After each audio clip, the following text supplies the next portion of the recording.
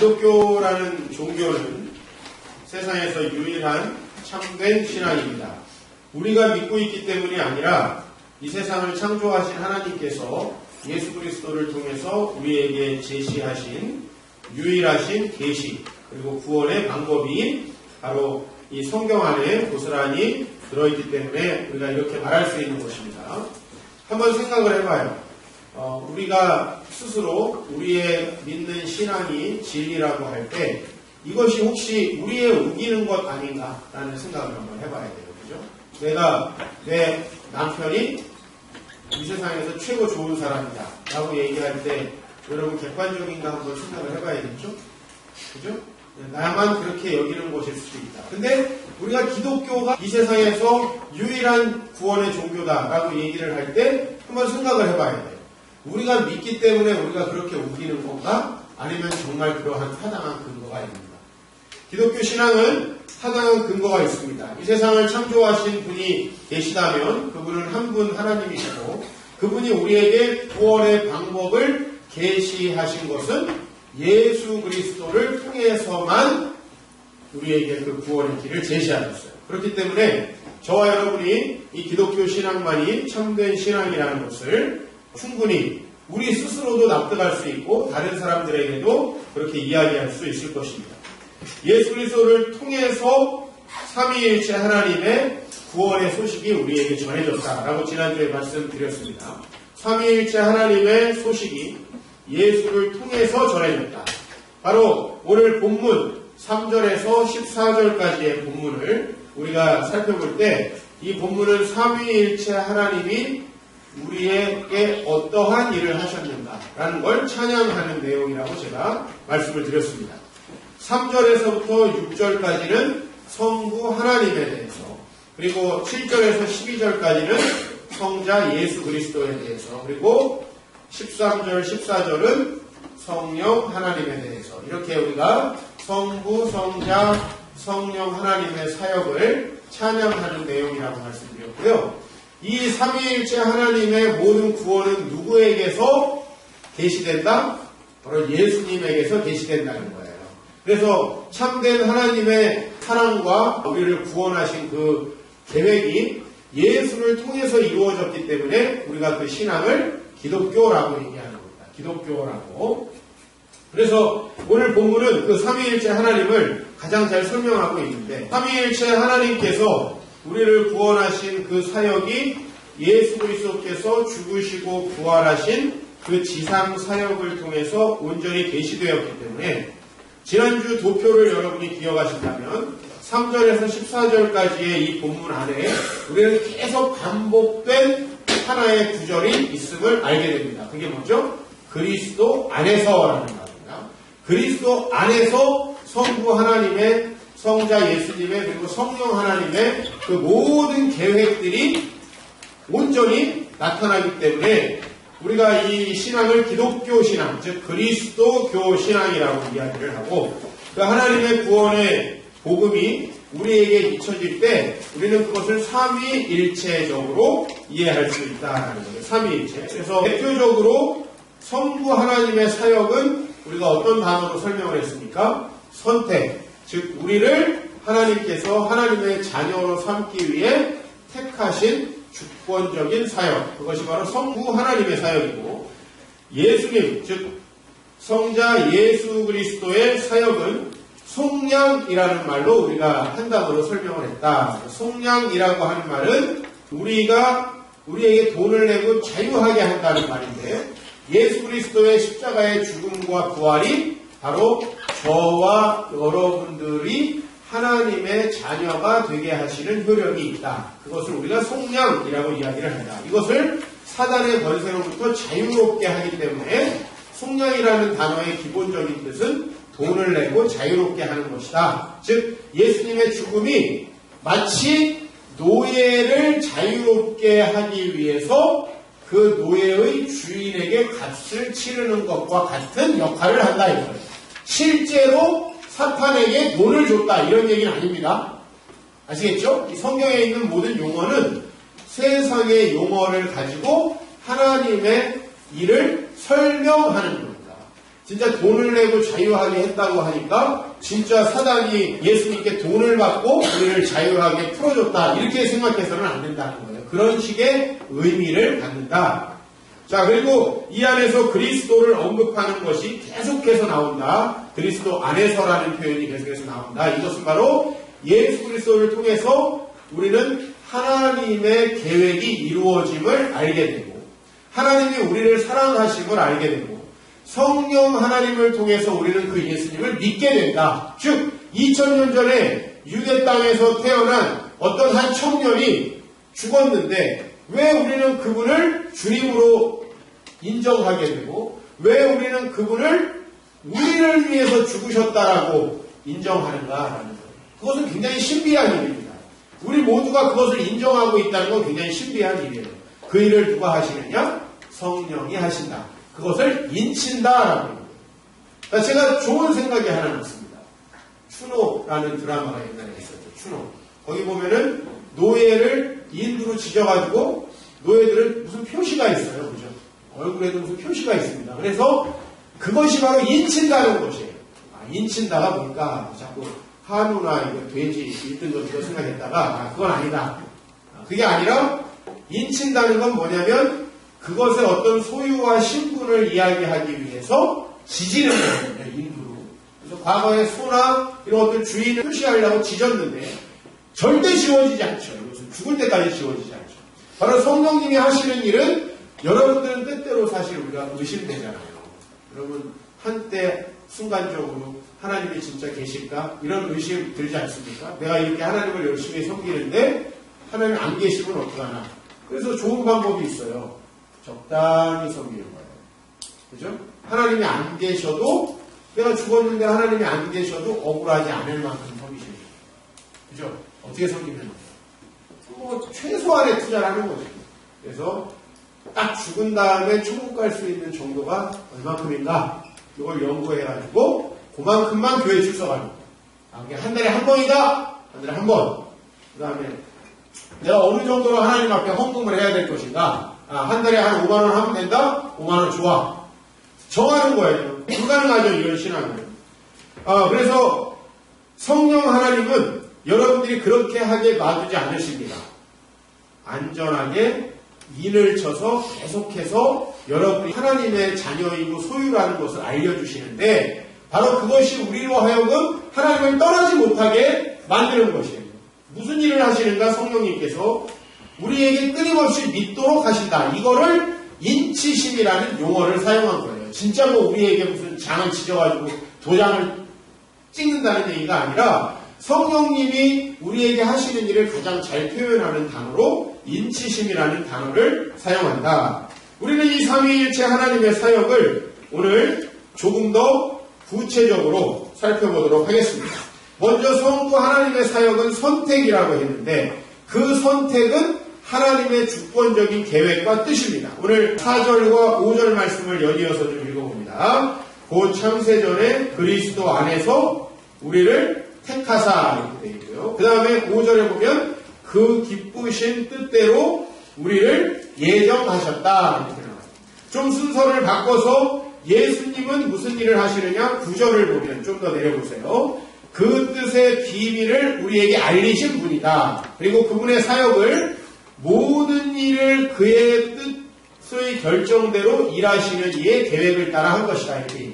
즉 예수님의 사역도 다 그분의 뜻, 그분의 절대적인 계획에 맞추어서 한 것이다 라고 이렇게 이야기를 하고 있습니다. 오늘 말씀이. 자, 그러면 성부 하나님은 우리를 구원하시려는 주권적인 계획을 가지고 있었다. 오늘 여기 다시 4절로 돌아와서 창세전에 그리스도 안에서 우리를 택하셨다라고 했는데 이것은 그러면 여러분은 뭐 내가 어떻게 살던 어떻게 교회를 나오던 안 나오던 무조건 하나님께서 여러분들을 그리스도인이 되게 운명 지어놓으셨기 때문에 아무렇게나 살아도 된다. 이런 얘기를 하는 것이 아니다. 제가 늘 말씀드렸죠. 오늘 여기 창세전에 여러분을 택하셨다라고 하는 건 무슨 의미냐면 그 하나님의 계획에 그 하나님의 뜻에 여러분들이 관여할 수도 없을 뿐만 아니라 그 하나님의 뜻에 절대로 여러분이 영향을 미칠 수도 없고 그 그 하나님의 뜻은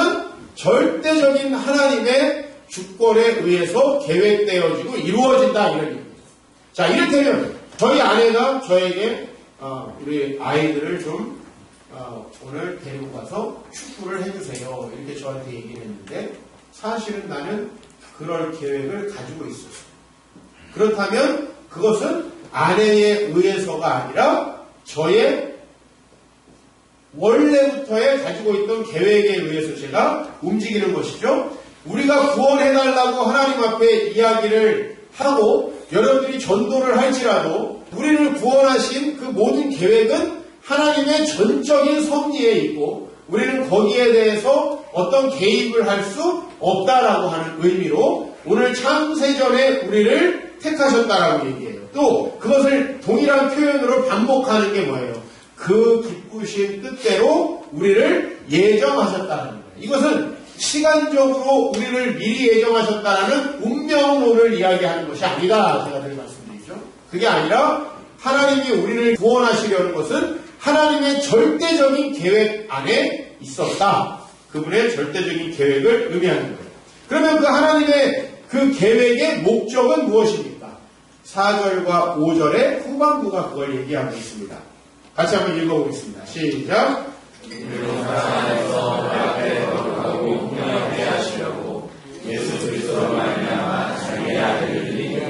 이게 하나님의 목적이에요. 하나님 왜 우리를 택하셨냐 하는 것은 거룩하고 흠이 없게 하시려고. 자, 이 말을 우리 한국교회 성도들이 상당히 많이 오해하고 있습니다. 어떻게 오해하고 있냐면 죽을 때 하나님의 심판을 받을 때 너는 죄가 없다 라고 이렇게 해서 우리가 죽을 때 구원을 받는 것으로 착각을 한다 이 말이에요. 그러나 구원은 실제적으로 죽은 다음에 일어나는 게 아니라 지금 여기서 일어나는 사건이어야 한다라는 것입니다. 만약 여러분들이 이 세상을 살아가는데 지금 여러분이 하나님이 없어도 가능하다. 나는 죽음 이후를 대비하기 위해서 교회에 나오는 것이다. 그러면 여러분 더 있다가 오셔도 돼요.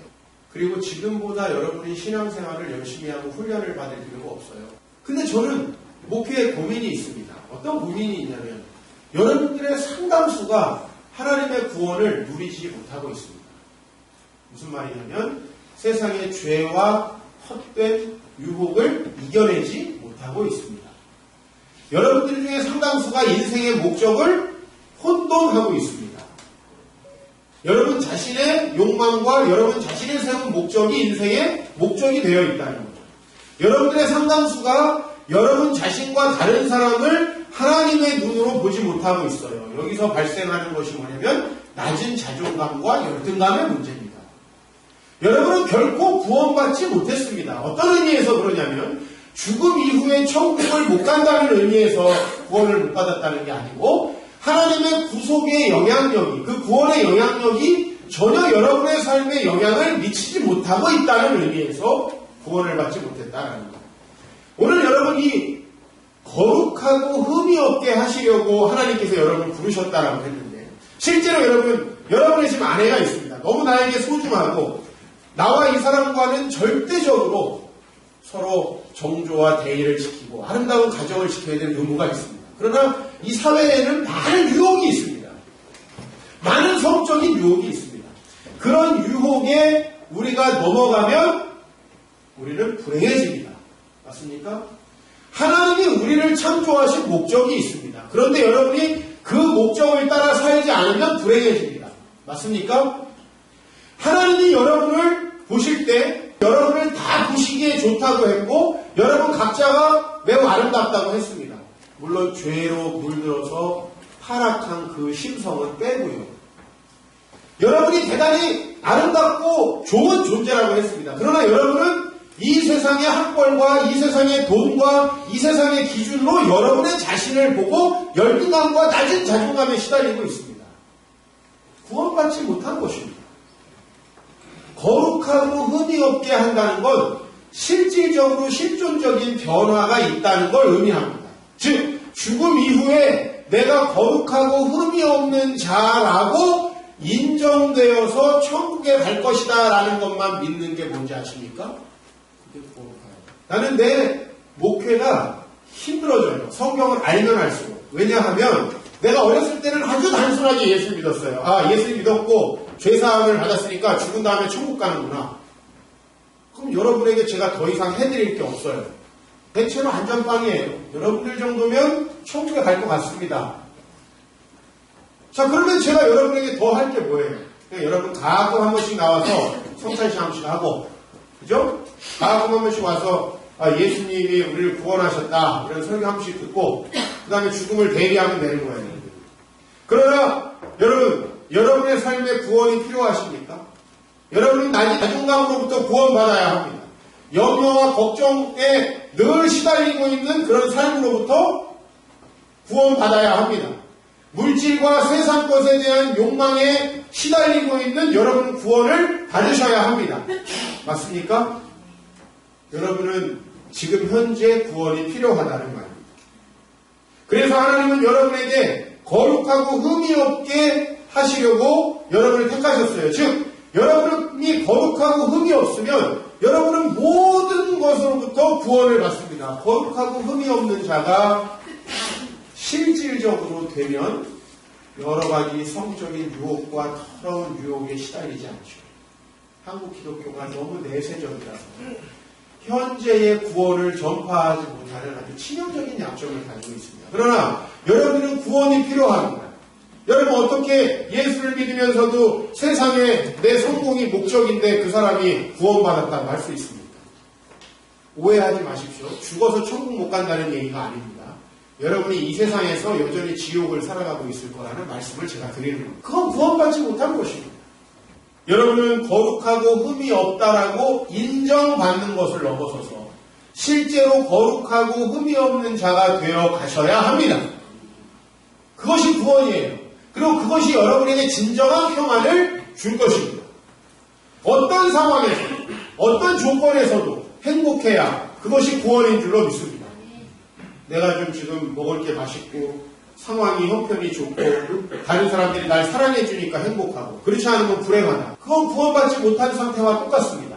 그런 모든 것들을 초월해서 하나님이 나에게 주신 삶의 목적으로 갈아입고 하나님이 나에게 주신 새로운 주인을 섬기는 거예요. 그게 누구예요? 예수 그리스도예요. 그분이 내 삶의 주인이 되고 나는 지금부터 시간을 사용하던 물질을 사용하던 나의 건강과 젊음을 사용하는 그 모든 방식이 그리스도께서 원하는 방식이고 그리고 내가 내 감정을 표현하고 내 모든 행동을 하는 것들이 다 그리스도가 주인이 되어서 할 때 여러분은 진짜 구원을 받은 거예요. 그것이 우리의 목표여야 한다는 거예요. 그리스도의 장성한 분량에까지 이르라는 거예요. 이것은 여러분 수련을 해가지고 엄청 고생하라 이게 아니라 그렇게 되지 않으면 구원을 누릴 수 없다라는 걸 얘기하는 거예요. 여러분 자녀들에게 성숙함에 대해서 요청하죠. 너가 형 됐고 이 정도 나이가 됐으면 성숙하라. 그것은 걔를 불행하게 만들기 위함입니까? 아니면 사회에 나가서 결혼을 해서 앞으로 많은 사람들을 만났을 때 더 성숙하고 더 아름답고 더 나은 삶을 살게 하기 위함입니다. 아마 후자일 것입니다. 마찬가지입니다. 하나님께서 여러분들을 거룩하고 흠이 없게 하시려는 건 그 마시던 술 못 먹게 하고 또 그 좋은 것들 못 누리게 하고 그냥 세상에서 세상 것들 다 포기하게 하고 지질 궁상맞게 고생하면서 살아가게 하시려 함이냐? 아니라는 거죠. 하나님께서 주시는 모든 구원을 더 풍성하게 누리게 하시려는 하나님의 요청이라고 하는 것입니다. 그것이 하나님의 뜻이에요. 그래서 그것이 바로 하나님이 자기의 아들들이 되게 하시는 것이다 라는 거예요. 하나님께서 육체의 욕망을 따라 죄의 노예로 살아가는 우리를 구원하시기 위해서 하나님의 백성으로 택하셨습니다. 그렇다면 실질적인 변화가 일어나야죠. 욕망과 죄의 노예로 살아가던 우리에게 어떤 실질적인 변화가 있어야 합니까? 진짜 주인이 바뀌어서 새로운 삶을 사는 변화가 있어야죠. 왜? 여러분 지금 상태로, 여러분 자연인의 상태로 행복하다면 교회 오지 마십시오. 뭐하러 종교적인 의무를 집니까? 내가 지금 이대로 행복한데 뭐하러 종교적인 의무를 져서 여러분 고생합니까? 그건 여러분에게 하등 필요가 없습니다. 그러나 여러분이 정말 이 세상을 살아가면서 하나님의 구원이 필요하다. 오셨다면 잘 오셨습니다. 이 예배에 만족하시지 말고 정말 주님 앞에서 날마다 훈련되십시오. 천국이 곧 가까이 여러분에게 옵니다. 하나님의 나라가 여러분 안에 임합니다. 저는 목회하면서 힘든 게 바로 그것입니다. 여러분들을 천국 가게 하는 건 힘든 게 아니에요. 왜? 하나님 믿음 주시지. 열심히 와서 예배 드리시는데 하나님께서 여러분들을 영원한 지옥 형벌에 던지시진 않을 것 같습니다. 그러나 나의 고민은 그게 아니에요. 여러분이 지옥 갈까봐 고민하는 게 아니라 지금 살아가고 있는 지옥이 해결되지 않아서 그게 고민입니다. 여전히 세상에 헛된 욕망 하나 살아가고 있는 것이 너무 안타까워서 그게 고민이고, 여전히 여러분의 삶의 주인은 여러분이 자신인 것이 너무나 고민되는 것입니다. 왜? 그렇게 살면 너무나 불행할 것이 뻔하거든요. 비행 청소년을 자녀로 둔 부모 행복할까요? 고민되겠죠. 왜요? 그렇게 살아가면 인생을 너무 고달프게 살아갈 것이 어때요? 너무 뻔하게 보이잖아요. 저의 여러분을 향한 고민은 그것입니다. 여러분들 중에 저보다 나이도 많고 인생 경험도 많고 훌륭한 인격을 가지신 분들도 많습니다. 그러나 적어도 그리스도 안에서 여러분에게 구원이 철저하게 임했는지에 대해서 저는 영적인 선생의 관점으로 여러분을 바라봅니다. 그것이 되지 않으면 참 여러분 교회에 와서 이 종교적인 의무만 지다가 끝나는 거예요. 세상에서 기독교를 비판할 때 그걸 비판하는 거예요. 종교적인 의무. 그러나 우리는 전혀 종교적인 의무로 이걸 하지 않죠. 저도 여러분들을 의무감에서 목회하지는 않습니다. 의무감에서 목회하지 않아요. 의무감에서 목회하는 사람과 아마 정말 하고 싶어서 목회하는 사람은 좀 틀릴 거라고 봅니다. 그죠? 여러분 남편이 억지로 설거지 해주는 거랑 기뻐서 해주는 거 못 느낍니까? 다 느끼지 않아요. 아내가 정말 여러분이 오늘 기분 좋아서 밥을 차려준 거 하고 먹고 되져라 이렇게 차려준 거 하고 느끼시잖아요. 표현이 거칩니다. 절대로 여러분 종교적인 의무를 위해서 하나님 오늘도 예배 드릴게요. 말씀 듣기 싫으니까 대충 좀 지나갑시다. 예배도 좀 짧았으면 좋겠고 이런 식으로 예배에 온 사람과 아닌 사람 저도 구별할 수 있습니다. 오늘 이 시간에 하나님의 말씀을 듣고 싶은 사람과 안 듣고 싶은 사람 저도 구별이 갑니다. 하물며 하나님께서 그 구분 못 하시겠습니다. 여러분 그런 종교적인 의무감으로 신앙생활하지 마시고 하나님이 여러분에게 주시려고 하는 것은 여러분을 거룩하고 흠이 없게 하셔서 진정한 행복, 정말 참다운 인간의 삶, 그것을 살아가게 하시는 거죠. 그 하나님의 계획을 위해서 예수님은 뭘 하셨습니까? 9절 보면 그 뜻의 비밀을 우리에게 예수님께서 알리셨다고 했어요. 또 모든 일을 그의 뜻대로 결정하시는 이의 계획을 따라 그분이 이 세상에 오셨다라고 얘기하고 있습니다. 그 계획을 실행하기 위한 것이 무엇이었습니까? 바로 십자가의 죽음이었습니다. 자, 그럼 이 글을 쓴 바울의 입장에서 한번 보겠습니다. 바울이 예수님이 십자가에 죽은 걸 자기를 위해 죽은 거라고 처음부터 알았습니까? 몰랐습니까? 몰랐죠, 당연히. 여러분, 저희도 그 당시에 있었을 때 몰랐을 겁니다. 왜? 아니, 여러분, 어떤 사람이 뭐 이렇게 좀 제자들 데리고 이런저런 막 선량한 일들을 했었는데, 아니, 결국은 십자가에 죽었다는데, 그거를 나를 위한 죽음이다라고 그렇게 고백할 수 있는 사람이 어디 있어요? 그런 사람 없어요. 그냥 죽었나 보다 한 거예요. 죽었나 보다. 근데 사도 바울에게 놀라운 패러다임의 변화가 일어난 것은 무엇이죠? 바로 그 부활하신 예수님께서 사도 바울을 만난 사건이에요. 제자들도 마찬가지예요. 여러분 복음서를 읽어보세요. 예수님이 죽을 때 정말 나를 위해서 죽으신 거구나. 제자들이 이런 생각을 했어요? 못했어요? 그 얘기를 수차례 해줬음에도 불구하고 제자들은 전혀 그 죽음이 자신을 위한 죽음이라는 생각을 하지 못했습니다.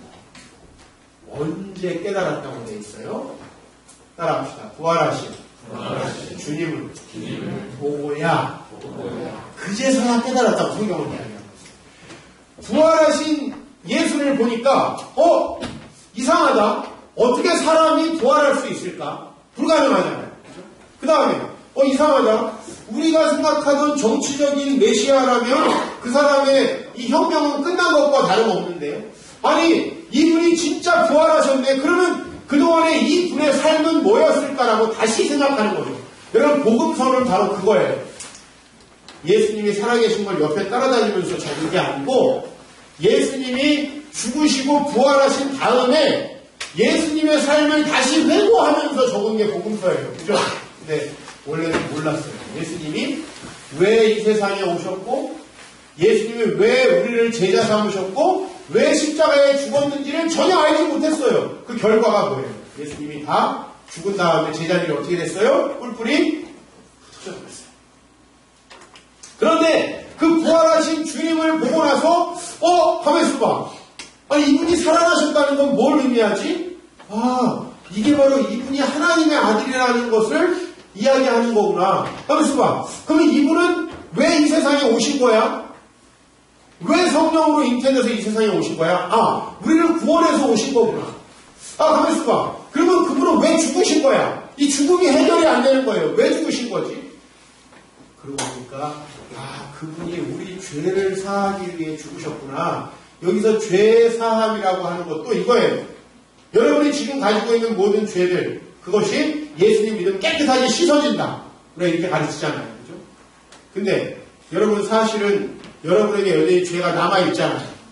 그렇다면 죽은 다음에 없는 걸로 쳐주는 거구나. 우리는 이렇게 생각할 수 있어요. 죽은 다음에 없는 걸로 쳐줘서 예수를 믿으니까 너는 똑같이 죄인이지만, 아니다, 네가 죄가 더 많지만은 너는 믿으니까 천국. 너는 아이고 죄가 별로 없는데 참 백성을 위해서 열심히 살았는데, 야, 너는 안 믿었으니까 지옥이구나. 이때 필요한 건가?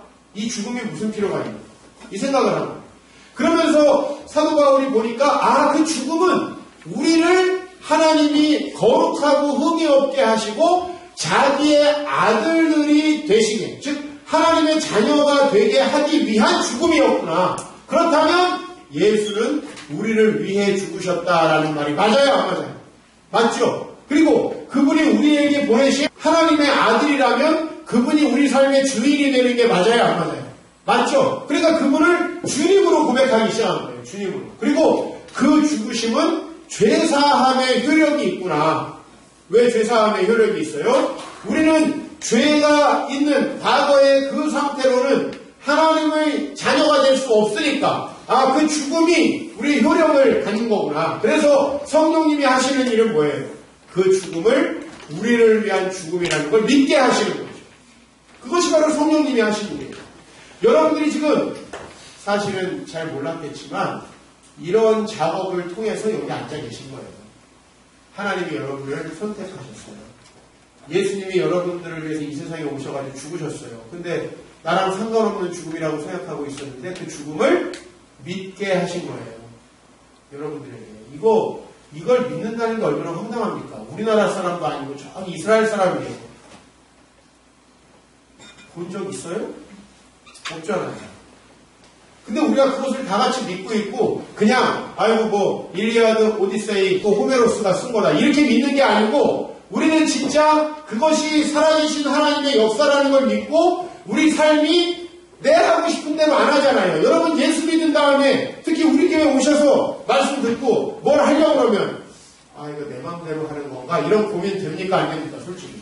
목사가 하도 그 얘기를 해대니까 그 고민을 할 거예요. 뭘 살려다가도 이거 하나님이 기뻐하시는 일일까? 이 생각 합니까? 안 합니까? 심지어는 여자친구, 남자친구를 만나도 이거 이 결혼 하나님께서 기뻐하시는 거 이런 고민을 합니까? 안 합니까? 다 하시죠. 이 고민을 합니다. 왜요? 내 삶의 주인이 내가 아니니까 그런 고민을 하는 거예요. 그런 고민을 하는 여러분에게 복이 있을지요. 왜냐하면 그 고민을 한다는 건 내 자신이 주인 되지 않았다는 걸 자꾸만 인정하려는 시도잖아요. 그 고민의 결과가 무엇이든지 상관없이 그 고민한다는 자체가 얼마나 아름답습니까? 사실 저희가 하고 있는 고민 세상 사람들이 보면 웃기는 소리라고 얘기하는 거죠. 이종필 목사가 교회를 개척할까 아니면 교회 청빙을 받아야 할까 이걸 갖다 고민하는 거예요. 세상 사람들은 이거 고민해요 안 해요? 안 하지. 왜? 자기한테 더 커리어에 도움되고 돈 많이 주는 데 가니까. 그래요, 안 그래요? 뭘 고민해? 돈 많이 주고 커리어가 더 도움되는 데를 가는 거지. 근데 나는 돈도 못 벌 것 같고 커리어도 안 될 것 같아. 근데 하나님께서 가라는 것 같아. 그러니까 고민이 되죠. 만약에 하나님께서 야, 너무나 좋은 자리를 주시고 가라. 고민할 게 뭐 있어. 그냥 가면 되지. 그죠? 그리고 교회에 와봤더니 우리 자매님이 너무나 믿음 좋고 그냥 완전히 그냥 엄친아 아들이 막으라고 해. 골라 잡으면 되죠. 네? 진짜 뭐 물방 고기방이야. 그냥 골라 잡으면 돼. 그러면 여러분 고민 안 하지. 근데 여러분 뭘 고민합니까? 이제 교회 다니는 사람들은 형제들은 좀 별로인 것 같고 저기 안 다니는 애 중에 좋은 애들이 많아. 근데 그 생각을 여러분만 하냐면 입장을 바꿔놓고 남자들도 해, 솔직히 얘기해서. 나는 청년부를 하면서 이 고민을 진짜 많이 들었어요. 목사님 교회에는 없는데 어떻게 해요? 뭐가 없어 임마 지금 저 법적으로 청년 초과이 얼마나 많은데. 물론 그렇죠 목사님. 물론 그런데 목사님 그렇습니다 목사님. 그래요. 맞아요. 그래요 좀. 교회 다니는 사람들은 다 아주 너무 멋있고 훌륭하고 인격도 좋고 막 다 알렉스 같고 막 아내들 엄청 잘해. 그런 사람은 뭐 볼 게 뭐 있어. 그냥 바로 결혼하면 되지. 믿음을 따르자니 손해를 너무 많이 보는 것 같고. 그죠? 목사님은 믿음을 보고 성품을 보라는데 자꾸 얼굴이 보이니까 이게 고민 아니에요? 근데 왜 우리는 그 와중에 내 기분과 성격대로 하지 않습니까? 예수께서 여러분의 주인이시기 때문이죠.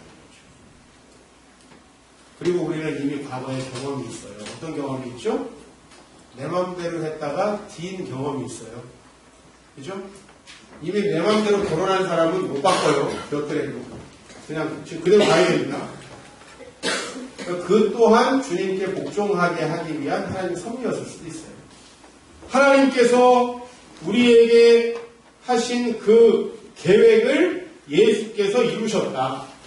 그래서 우리가 예수를 믿는다는 것은 우리가 하나님 자녀가 되는 자격을 준다 이런 얘기예요. 왜 이런 복음이 나왔는지 아시겠죠? 그리고 왜 우리가 예수를 믿을 때 그분을 주님이라고 하느냐. 우리가 1장 1절에서 뭐라고 고백했어요? 하나님의 뜻으로 말미암아 예수 그리스도의 사도된 바울이라고 했어요. 그렇죠? 사도 바울은 예수를 주님이요 그리스도로 계속해서 고백하고 있어요. 이제 사도 바울도 고민하는 거예요. 내가 저쪽 선교 가면은 굉장히 고생할 것 같은데 내 계획은 이쪽이었는데 그쵸? 근데 하나님 자꾸 저쪽으로 가요. 이게 힘든 거죠. 여러분 이런 고민과 갈등을 하는 사람이 그리스도인이에요. 사실 우리나라에 처음 오셔서 선교하신 개신교 선교사님, 우리 장로교회 세울 때 지대한 영향을 미친 언더우드 선교사님이죠. 이 언더우드 선교사님도 우리나라에 선교 오려고 하신 분이 아니에요. 아닌데 어떤 다른 선교사님의 강의를 듣고 조선에 가야겠다라는 생각이 떠나지 않는 거예요. 그래서 처음에는 대신 갈 사람을 찾다가 아무도 없는 거예요. 조선에 간다는 사람이. 네가 가라. 이 음성이구나. 조선에 오시게 된 거예요. 사실. 우리는 일생 동안 그 고민을 하게 될 겁니다. 내가 우리 자녀에게 좀 시키고 싶은 게 있는데 아니지. 그건 또 아니지. 하나님의 계획이 있으시겠지. 할렐루야. 내가 하고 싶은 사업이 있는데 그건 아니겠지. 그렇죠? 예수께서 우리를 이렇게 구원하신 목적은 무엇입니까?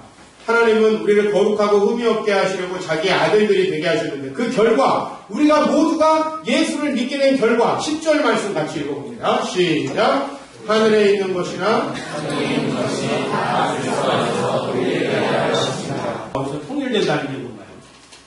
그것은 뭐냐면 같은 하나님을 섬기고 그 하나님의 통치 가운데에서 같은 목적을 따라 살아가는 거예요. 사랑하는 성도 여러분, 저와 친해지는 방법을 모르겠습니다. 저는 여러분들을 다 사랑합니다. 하지만 여러분들 모두와 친하지는 않을 것 같습니다. 저와 친하고 저하고 가까우려면 하나님이 저를 통해 하시고자 하는 일들에 함께 동참하는 마음이 있어야 돼요. 그래야 친해지는 거예요. 어저께 미국에서 오신 목사님을 만났습니다. 저의 옛날 제자인데 한 10년 만에 처음 만났어요. 10년 만에.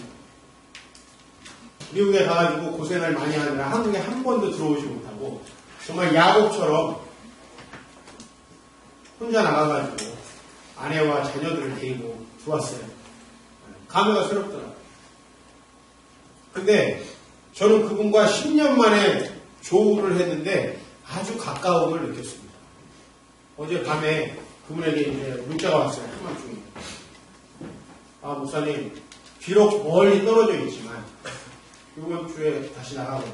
비록 멀리 떨어져 있지만, 목사님과 함께 이렇게 열심히 사역을 하겠습니다. 그래서 제가 아침에 일어나서 다시 답을 보냈어요. 목사님, 뭐가 뭡니까? 전화를 언제든지 할 수 있고, 보이스통인가? 그거 하면은 뭐 언제든 통화할 수 있고. 무엇보다 내가 왜 그분이 한국에 와서 그 짧은 일정 동안에 여러 번 그분을 만났냐면, 이분이 저하고 너무 비슷한 사역 비전을 가지고 있어요. 그래서 제가 이 한국에서 하고 있는 거를 계속 물어보는 거예요. 이건 어떻게 했습니까? 어떻게 했습니까? 그래서 어제 우리 교회에 대해서 얘기를 하는데, 소그룹 사역에 대해서도 묻더라고요. 그래서 목사님, 소그룹 사역하면 사역했을 때 문제는 없으셨습니까? 제가 뭐라고 했겠어요? 문제가 없겠습니까? 이 인간이 어쨌고 저 인간이 어쨌고 이렇게 했습니다. 다 얘기했어요. 문제가 왜 없습니까? 이런 문제들이 있지만 이렇게 극복하시면 될 겁니다. 목사님 이런 프로그램 또 이런 건 왜 이렇게 하십니까? 그거는 이렇게 해서 합니다. 그럼 목사님 그렇게 하기 위해 성도를 어떻게 양육해야 됩니까? 두 가지밖에 없어요. 성경과 기독교 신앙, 즉 우리가 하고 있는 하나님 나라 성경통독 운동하고 그리스도인의 신앙과 삶, 우리 디모데 훈련에 대해서 소개하고 책하고 우리 모든 자료들을 다 넘겨줬어요. 그랬더니 미국에서 하겠대요. 그리고 제가 이제 한 달 있다가 미국 가게 되는데 그때 이제 같이 좀 세미나를 할 수 있도록 빨리 미국에 가서 좀 시간을 잡겠다고 오실 수 있냐, 언제 오실 수 있냐면 제가 일정을 좀 조정해서 말씀을 드렸어요. 통일된다는 건 뭐냐면 절대로 우리 이 세상 사람들은 하나 될 수 없습니다. 여러분 아내와 남편도 같은 신앙을 가지고 같은 곳을 바라보지 않으면 사실 누구랑 사는지 모른다고 얘기하는 사람이 저는 많이 있어요. 저는 남편이 무슨 생각하는지 모르겠어요. 저는 왜 같이 사는지 모르겠어요. 이런 얘기하는 분들이 많아요. 같은 직장을 다니면서도 서로 얼마나 싸우고 다투고 욕하는지요. 같은 직장 상사를 칭찬해주는 사람은 10명에 1명 찾기도 힘들어요. 통일이 어떻게 됩니까? 그러나 이 통일은 어떻게 가능하냐면 저와 여러분들이 그리스도의 통치 안으로 들어가서 하나의 목적과 하나의 목표를 가지고 살아갈 때 그 안에서 통일이 일어나는 거예요. 저는 여러분들하고 같이 섬기는 자리에 가서 통일됨을 느껴요. 저는 여러분들과 같이 선교에 가서 통일됨을 느낍니다. 저는 여러분들과 지금 다약 지역의 홈스쿨을 건립하려고 함께 작은 정성을 모으고 있습니다. 이런 데서 여러분들과 통일됨을 느낍니다. 뭐냐면 같은 하나님의 목적을 이루기 위해서 그 하나님의 통치 가운데 여러분이 먼저 가정에서 통일되시길 축복합니다. 하나님의 자녀가 되어서 같은 하나님을 신실하게 섬기다 보면 부부의 일체감이 나타나요. 대부분 세상의 부부들이 어떻습니까? 처음에 서로 그 불타는 마음으로 하나가 되죠. 그래서 결혼을 하고 모든 것을 하나로 섞습니다. 몸도 섞고 돈도 섞고 집도 섞고 다 섞어서 하나가 됩니다. 그러나 점점 멀어집니다. 인생의 목표가 다르고 가치관이 다르고 왜 살아가야 되는지가 다르니까 점점 멀어집니다. 그게 아니에요. 그리스도인들은 모든 게 멀었는데 하나 되는 거예요. 우리 교회가 하나 되게 축복합니다. 통일된다는 건 그런 거예요. 절대로 우리는 우리의 이해관계로 통일될 수 없어요. 여러분 전 세계가 통일될 수 없는 이유는 확실해요. 왜? 중국의 이익이 미국의 이익과 하나 되지 않잖아요. 어떻게 통일이 돼요? 그렇죠? 지금 북한을 두고 중국과 우리 남한 정부가 이해관계가 다르잖아요. 중국은 통일이 안 되길 바라겠죠, 당연히. 왜? 강한 한국, 그리고 한국이 모든 북한을 다 개발해서 이 북한의 모든 그 자원들을 사용하는 거 원하지 않죠. 중국은 지금처럼 딱 갈라놓고 본인들이 거기에 계속 경색된 남북관계를 통해서 이득을 보길 바라죠. 심지어는 저와 여러분들, 아이고 목회자와 성도는요 이해관계가 달라서 하나 될 수 없어요. 맞아요. 우리의 처지와 형편이 다르기 때문에 만약에 내가 이익을 보고 여러분들이 손해를 보고 여러분이 이익을 보고 제가 손해를 본다면 우리는 절대 하나 될 수 없어요. 그러나 우리가 예수 그리스도를 목표로 하나님을 사랑하고 이웃을 사랑하는 그 마음으로 하나가 되면 우리는 통일될 수 있습니다. 그런 하나됨이 저와 여러분에게 있기를 주의 이름으로 축원합니다. 그렇게 해서 우리는 새로운 사명을 갖는 거예요. 우리는 하나님 안에서 기업이 됐어요. 11절에 보면 우리가 예정을 입어 그 안에서 기업이 되었다라고 얘기해요. 저와 여러분들이 하나의 목표로 아버지의 사업을 함께 하는 겁니다. 거기에서 하나가 되는 거예요. 우리가 고기를 같이 먹어서 하나가 되고 삼겹살을 구워서 하나가 되는 게 절대 아니에요. 하나님이 우리에게 가지고 계시는 같은 계획을 받아들이는. 그래서 저는 누구와 하나 되냐면 오늘도 제가 이렇게 말씀을 전하는데 제 말씀을 듣고 그 말씀대로 살아가려고 힘쓰는 분들과 하나가 됩니다. 그리고 솔직히 하나됨을 느껴요. 내 친척들보다 내 친구들보다 그렇게 나와 함께 사역하는 분들과 훨씬 더 하나됨을 느낍니다. 그게 부부 안에서도 하나됨을 느끼는 길이죠. 그리고 이렇게 예수께서 우리에게 하시려고 하는 일, 그것을 성령님은 무엇으로 우리에게 가능하게 하시느냐? 13절 말씀 봉독해 봅니다. 시작.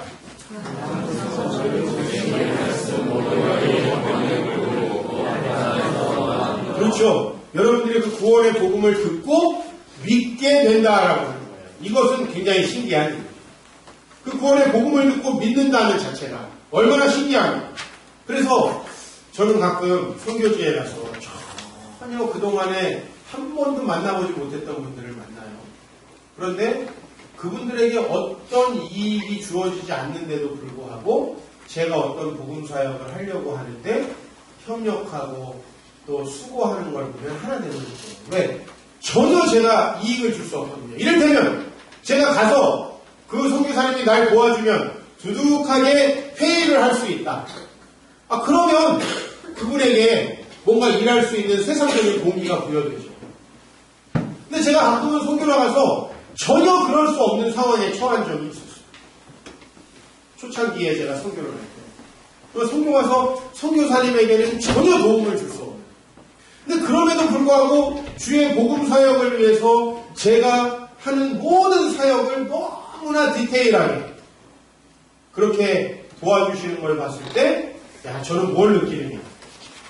하나 되었구나 라는 걸 느끼고요.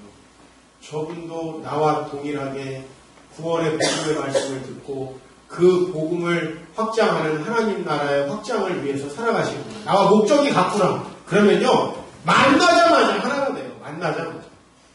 이런 놀라운 경험들을 해요. 그러나 어떤 사람들과는 50년, 60년을 만나도 하나님을 느끼지 못해요. 성령님은 여러분에게 구원의 복음을 듣고 믿게 하십니다. 할렐루야. 그래서 여러분들 그것을 무슨 단어로 표현하는 거냐면 인치신다고 하는 거예요. 때로 여러분 의심하십시오. 때로 의심하라는 거예요. 왜 제가 이런 말씀을 드리냐면 여러분의 의심을 분명히 어떤 목회자나 누군가를 통해서 해결해 주셔서 더 여러분의 믿음을 탄탄하게 할 거예요. 더 탄탄하게. 성령님이 하시는 일이에요. 때로 여러분 지금까지 의심된 적 없습니까? 저는 디모데 훈련을 통해서 여러분이 아무리 세상적인 지식을 가지고 기독교 신앙을 뒤흔들려고 해도 흔들리지 않는 신앙을 여러분들에게 심어주려고 노력합니다. 때로는 그럼에도 불구하고 의심이 들 수 있겠죠. 그러나 성령님께서는 우리를 그런 의심 중에 내버려 두시지 않고 우리를 그 믿음으로 지키십니다. 그게 바로 인치심, 즉 도장 찍어서 절대 변개하지 않는 거죠. 우리의 이마에 하나님의 자녀라는 도장을 찍고 그것이 평생 동안 변하지 않게 하신다라는 것입니다. 삼위일체 하나님의 계획과 성취와 믿게 하심, 이렇게 정리를 해보죠. 계획과 성취와 믿게 하심. 선택과 속량과 인치심, 이것은 좀 더 쉬운 말로 표현하면 하나님의 계획, 그것에 대한 성취, 그리고 그것을 믿게 하시는 것이다. 이게 성부, 성자, 성령의 사역이시고, 이 사역이 여러분들에게 진짜 실제적으로 실존적으로 적용될 때 여러분은 지금 여기에서 그 하나님의 구원을 받아서 하나님을 찬양할 수 있게 되는 거예요. 너무 놀라운 일이 일어나는 거예요. 분명히 내가 지금 행복할 수 없고 기뻐할 수 없는 상황인데도 기뻐할 수 있게 되는 거죠.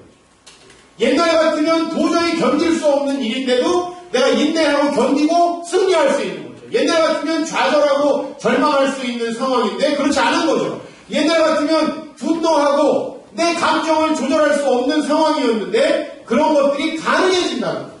옛날 같으면 분명히 또 헛되게 내 물질과 시간을 사용했을 텐데 이제 더 이상 그렇지 않게 되는 데 자신을 발견하는 거죠. 이게 다시 태어나는 겁니다. 이게 거듭나는 거예요. 죽은 다음에 죄 없다라고 인정받는 옥황상제 앞에서 무슨 너는 저 하옥시키도록 하여라 이거 안 당하는 거 여러분 이게 구원이 아니고 하나님께서 이 세상에서 이미 여러분들에게 새로운 삶을 약속하고 계십니다. 그러므로 그 하나님께서 우리를 구원하셔서 이제 그 우리를 통해서 이 압제와 다툼이 가득한 이 세상에 소망을 제시하길 원합니다. 우리 그리스도인들의 사명은 바로 그거예요. 그것을 하나님께서 뭘로 표현합니까?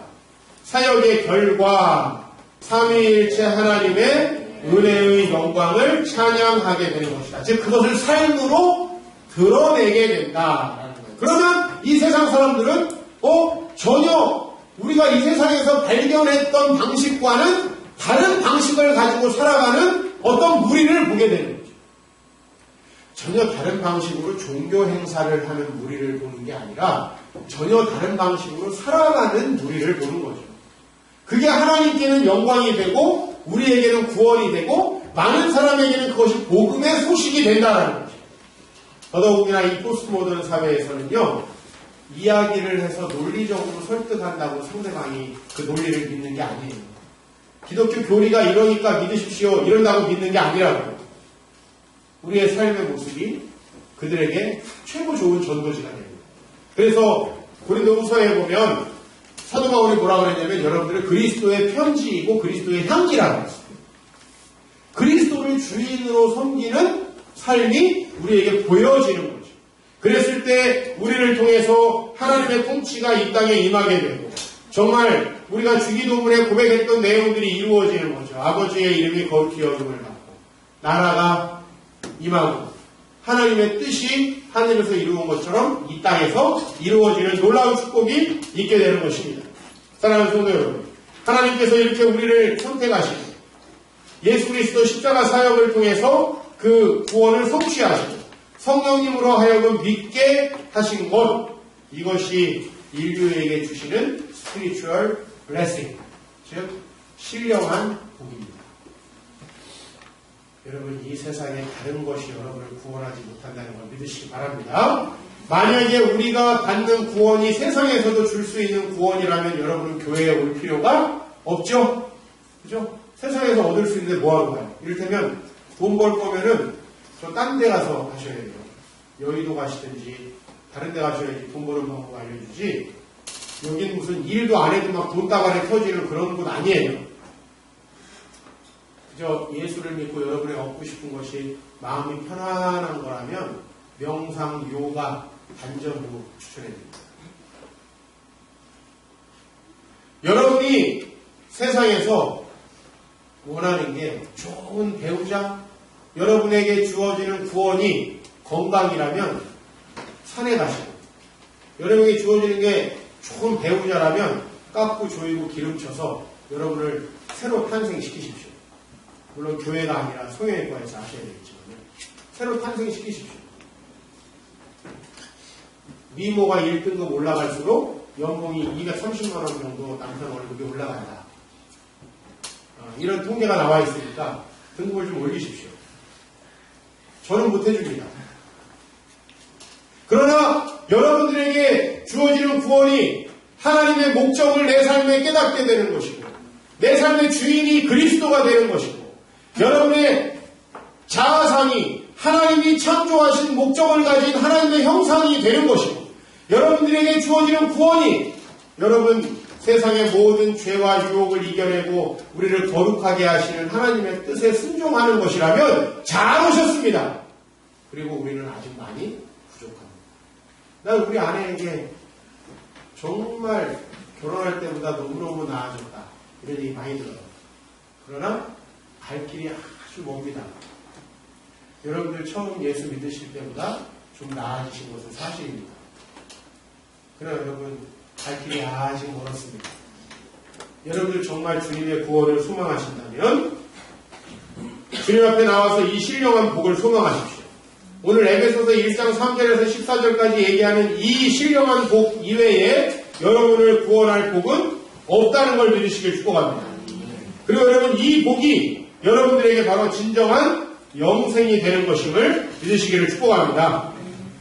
우리 개인에게도 그렇고 우리와 관계 맺는 이 온 세상 사람들에게도 그렇고 이 삼위일체 하나님의 구원이 가장 복된 소식입니다. 그래서 이 구원의 소식을 복음이라고 얘기해요. 그러면 우리는 이제 두 가지 용어를 좀 오늘 통합해 드리겠습니다. 구원의 복음이라는 단어와 하나님 나라의 복음이라는 단어. 그러면 구원은 뭡니까? 하나님의 나라가 여러분에게 임하는 게 구원이죠. 죽은 다음에 죄 없다고 해가지고 옥황상제한테 상 받는 게 구원이 아니고, 우리에게 구원은 뭐냐면 하나님 나라가 우리에게 임하는 거죠. 그러므로 우리는 주기도문을 다시 보게 됩니다. 하늘에 계신 우리 아버지여, 이름이 거룩히 여김을 받으시고 하나님 나라가 우리에게 임하고 하나님의 뜻이 하늘에서 이루어진 것 같이 우리에게도 이루어지기를 원합니다. 사실은 하나님의 나라가 임하라는 기도하고 하나님의 뜻이 우리에게 이루어진다는 기도는 똑같은 기도예요. 왜? 하나님의 나라는 무엇을 통해서 일어납니까? 하나님의 뜻이 예수 그리스도를 통해서 우리에게 일어났듯이 진짜 그 뜻을 이룰 때 일어나는 거예요. 예수님의 삶을 우리는 왜 고귀한 삶으로 봅니까? 예수님 죽으실 때 뭐라고 고백합니까? 다 이루었다. 뭘 다 이루었죠? 사실은 제가 수동태라고 말씀드렸는데 다 이루어졌다. 뭐가 이루어졌죠? 하나님의 뜻. 오늘 제가 얘기했던 그 하나님의 뜻이 이루어졌기 때문에 예수님의 삶을 고귀하다고 합니다. 여러분, 돈 많이 벌면 고귀합니까? 세상에서 성취를 이루면 고귀합니까? 그것은 아마 여러분들에게 교만함을 주어서 여러분들에게 바벨탑을 쌓게 하고 멸망하게 할 겁니다. 그러나 하나님께서 여러분에게 주신 그 구원의 소식이 여러분의 모든 것을 바꾸실 줄로 믿습니다. 여러분의 모든 종류의 문제 주님 앞에 가지고 나오십시오. 주님께서 그걸 해결하십니다. 여러분의 모든 종류의 문제, 특히 우리의 내면의 문제들, 그 모든 문제를 하나님께서 구원하십니다. 여러분, 세상 유혹에 맨날 넘어지십니까? 게으르고 목적 없는 삶을 살고 있습니까? 늘 열등감과 낮은 자존감에 시달립니까? 그런 문제라면 주님께서 여러분에게 확실한 답을 가지고 있습니다.